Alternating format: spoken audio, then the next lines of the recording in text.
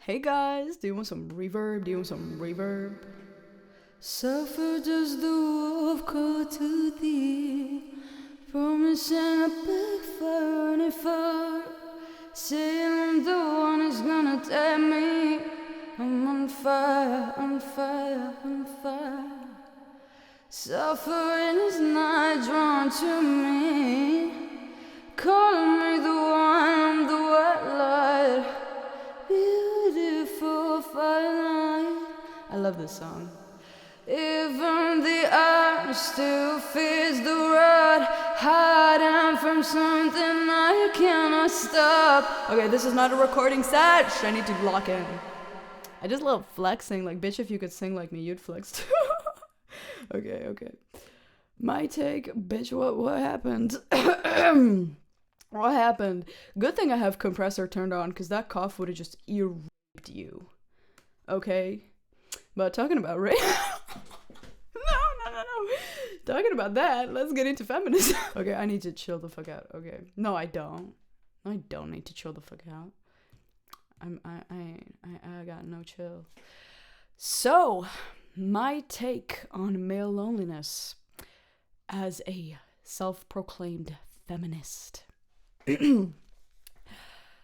I hope you don't just read the title and assume I'm here to hate. I wanted to share my views because I have found a lot of personal value and content about loneliness and relate to the people who are experiencing it. Now that we got that out of the way, let's get into it. I started getting into the red pill at age 16 when I started going to therapy for being very suicidal. I got to this point where I was like, something really fucking needs to change, and content like Hamza, Cole Hastings, or other male self-improvement creators really spoke to me. I never fit in well with girls. I was always the one who had too different of an idea of fun when it came to just hanging out together. I didn't really care about being modest or desirable. I was raised by a single mom to be very much against vanity, and I really just wanted to have simple, stupid, childlike fun. I found myself making jokes with boys easier, relating to male celebrities more all my life, and being harshly judged by other girls my age for not caring enough what people thought. I also always wanted to be self-employed from a young age. I started writing my own music at age 11 and 12, then started learning production at 16, and fell more and more in love with it. Now I'm in the beginning of establishing my own business as an artist, though I hate calling it that. I feel it's disrespectful to the self-expression part of it. However, I always wanted to live off my music since I was like 4.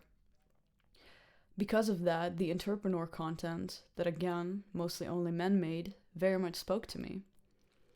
I also struggled with bullying and not being very popular, so the quote-unquote sigma, I know, it's cringe, and overall confidence content spoke to me as well.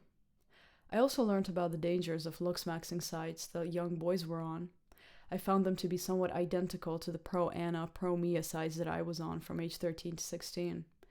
I wasn't too quote-unquote attractive in my early teens, along with being diagnosed with ADHD as a kid, again, where I displayed mostly quote-unquote boy symptoms, making me gravitate to black pill content. I overall find myself relating to men a lot in my life, but since I wasn't one of the popular girls, most of the boys didn't like me, so I made best friends with usually one other girl that was like me, being my best friend, so we could be together and not relating to other women. The thing that made me leave the red pill or black pill was the slow but gradual irritation around the content being labeled to be for men. The problems I was facing being men's problems, and even getting ads from my algorithm seeing what I was watching, calling me a guy, like, some dating advice all men, especially you, need to hear. Like, bitch, shut the fuck up, I'm a girl. Anyways, I was fed up with men complaining that feminism is at fault for the loneliness epidemic, making the parallel that feminism led to the destruction of the familial structure, because women are not pressured to get married and have kids now, that leading to less kids being born, that leading to the demographic pyramid being inverted, and women dating 3 to 5 or even 10 years older men, leaving the majority of young men single. Gerbert's Void made a very informative video about this called Why We Have the Worst Dating Market Ever, explaining the demographic issues behind the rise of incels. Since sociology always interested me, I couldn't help but look into this more and more, but I kept hearing that the problem is caused by that women have too many rights now. The divorce rates are high because now women have the right to leave and remarry, and other extremely misogynistic takes, completely ignoring that women have goals and dreams in life too outside being a wife and a mother, like myself. Even though I do want a family once I've created financial independence and an income that doesn't require me to slave away at either a company or a random rich guy paying for all my stuff. No thanks. I want to make a living off of what I'm truly passionate about and then marry someone that truly makes me happy. I got fed up with the same men that I related to, that gave voice to the problems I felt isolated with, the men that inspired me to find purpose and motivated me to devote myself to it, now telling me that women are different and don't understand this, while I am literally one of them. That my passion for life and to change the world is all a part of finding true masculinity and becoming a provider man. I'm not even a masculine girl. I have long bleached blonde hair and I enjoy wearing clothes that show my waistline or curves. I enjoy being sassy and flirty, feeling attractive and powerful in the wild and free way that I was raised by my rebellious mother to be.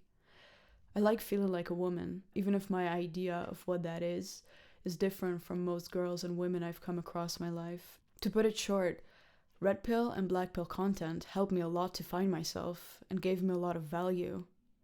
To embrace who I am, what I want out of life, and not settle for less. To stand up for myself in the face of exclusion or bullying. To focus on myself and not who people want me to be, and stay honest. I never had a true dad. Even if he had a lot of talent in him as an artist and was referred to as a genius by many that knew him, he did care a lot what people thought of him, and from what I've seen, he let that make him miserable. He also avoided his pain a lot and put other people down. Meanwhile, I looked up to his career. I feared becoming like him in many other ways. Maybe that's why I needed actually inspiring men to become a male role model for me. However, those same men, I gotta say, not all of them though, that I looked up to, invalidated my suffering and dreams for life, saying that women could never understand what it's like to live through all these things that they live through. I agree that some issues are exclusive to men, and I will never understand them. But my entire reason for watching these men was how much I related to them. I believe the issues many of them describe are much, much more complex than for feminism to be at fault for all of it. They also confuse radical liberal feminism with general feminism at many times, being general feminism's definition that women should have the same rights as men. That sounds simple, but it doesn't just stop at basic human rights. It goes into deep and complex psychological, cultural, and sociological structures that manifest themselves in ways like women's hatred towards other women and such. I have also heard that women out-earn men now, which is statistically false. While the rate of men in the workforce is dropping and women's are rising, the men's is still higher. I have seen this statistic taken out of context to make the point that women make more money than men now. I myself have seen workplaces where there are literally only women saying they tried to hire men, but the men couldn't bear the stress. That is definitely an interesting conversation, which in my opinion goes way beyond that women hate men, so they fire them, even if the job market issue is very real, and it indeed is tough for both men and women, with men facing issues they never have before. Things in the world like FGM, honor killings, forced teen marriages where these girls are sold, mind you, the girl is like 16 and the man is 60, and rape being the norm for how women experience sexuality are still very much happening in less developed countries. Many of these countries that these content creators use for comparison for how they have higher birth rates, lower divorce rates, making points like the cruelty towards women is societally healthy. Obviously, again, these statistics are usually taken out of context without showing the actual barbarism that happens to little girls and women in these countries. This is why I am a feminist, and plan on joining activism for women's rights all over the world, not because I quote-unquote support OnlyFans or hookup culture, or think a woman expressing femininity or wanting a family is wrong. I don't. I do believe sex is a sacred expression of love, for men as well, meaning that yes, I prefer a man who has respect for his own sexuality, which might manifest as a low body count or total virginity. I am very spiritual myself. So yeah, This is why I, as a woman, turned away from red pill and black pill content. It gave me value for a long time, but I couldn't just ignore the harmful messages about false, quote-unquote, natural gender differences and feeling excluded all the time by the same place that made me feel like I wasn't alone in my experience. So this is what I wrote. It's here in my notes app. And if I want to say any last words about this, is that I'm truly not saying this to hate on men. I'm genuinely not one of the women that are like, kill all men, hate all men. I have met wonderful, wonderful men in my life. Not many. Definitely not many. And I can say the same from women, okay? I have met wonderful, wonderful women in my life, but I generally found that overall, like, a good person who is, like, true to their morals and, like, has that kind of pure heart and goodwill is not common to come by in both men and women. And also people that are not afraid to, like, face the dark things in life, like face a lot of these issues that are either happening in the world that are extremely disturbing or just overall, like, their own trauma. So, yeah, the same way I could say, like, oh yeah, I don't meet a lot of good men. It's like, okay, sure, I don't meet a lot of, like, those kind of quote-unquote good people, I could say. So yeah, this is not to make the point that men are bad, okay? I really don't want that to be the point here. I just really wanted to tell my story with red pill and black pill content, male self-improvement and male loneliness content, because I definitely used to live and breathe that shit. Definitely. So yeah, I think that's it. And I hope you will have a good week. As Till Swan would say, have a good week. Have a nice lunch, actually. Eat something good. Okay, that's it. Bye. A punch is not a problem. I can bear it. But a hit, a slap is really